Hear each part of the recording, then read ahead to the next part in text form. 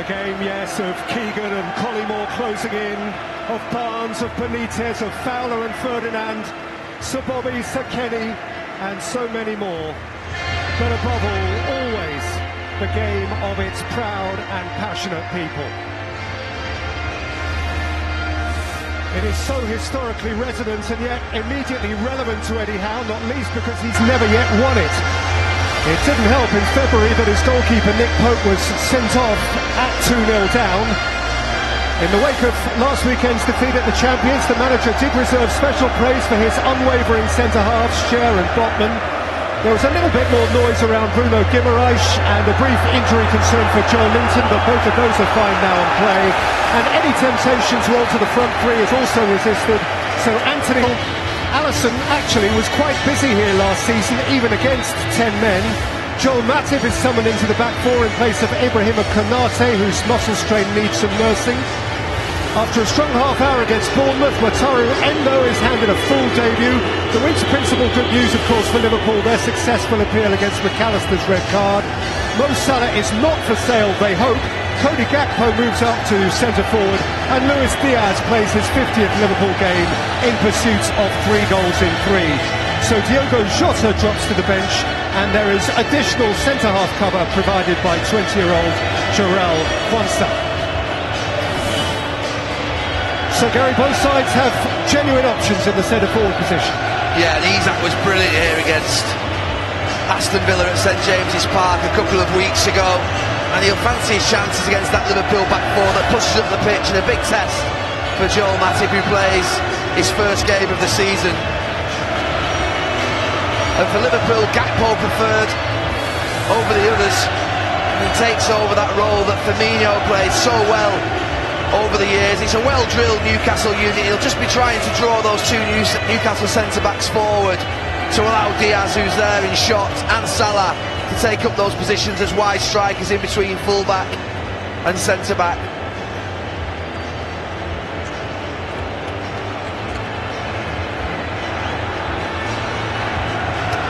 And in the week when he will name his next England squad, Gareth Southgate is amongst the privileged tens of thousands on Gallagher for one of the fixtures.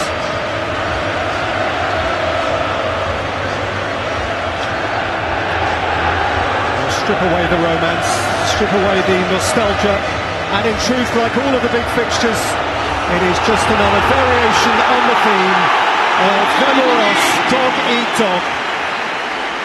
By the end of last season, Newcastle stood where Liverpool expect to stand. Two of our great northern powerhouse clubs. Each wants the same thing at the other's expense. So let them at it.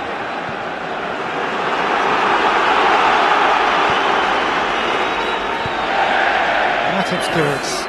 First touch for Guimaraes and now for Gordon. Mo Salah, about whom so much spoken. Szoboszlai face to face with Botman early in the piece, and earning Liverpool the corner at the Gallagher end. Yeah, good start from Liverpool. Really looking forward to this game. Newcastle on the up. Liverpool trying to convince us that they're still one of the top teams in the Premier League. Jurgen Klopp rebuilding, particularly in that midfield area.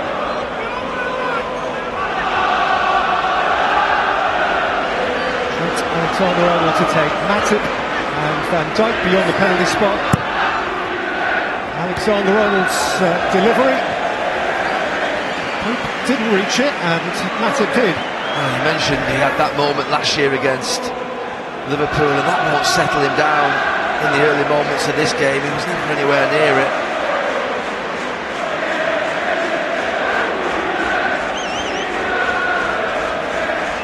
First team involvement this season for Joel Matip, who was interesting on the topic of their new setup with Trent Alexander-Arnold sometimes outside of him and sometimes not. He was frank about the need to learn to adapt. Scher's head a nudge back towards Salah.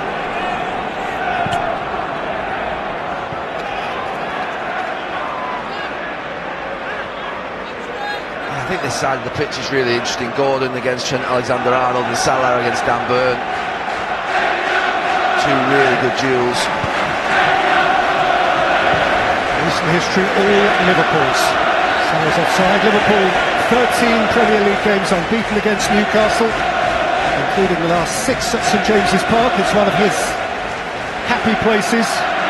Liverpool have done a league double over Newcastle in 4 of the last 5 seasons. But you will remember that last year's game was a peculiar one for a couple of reasons. Rolled forward by Diaz, seen okay by Botman, and Trippier could escape. And last season's game played not just for the majority of the time without Nick Pope and Newcastle down to 10, but you'll remember a week before the League Cup final, which was consuming the attention of this whole city at that time of year. Yeah, it was. Carriers came in to play in that Carabao Cup. السلام عليكم ورحمة الله وبركاته. أهلا بكم مشاهدينا الكرام. النهاردة وفي الفيديو ده هقول لك على موعد مباراة مانشستر سيتي وفريق شيفيلد يونايتد في ثالث جولات الدوري الإنجليزي الممتاز لموسم 2023-2024.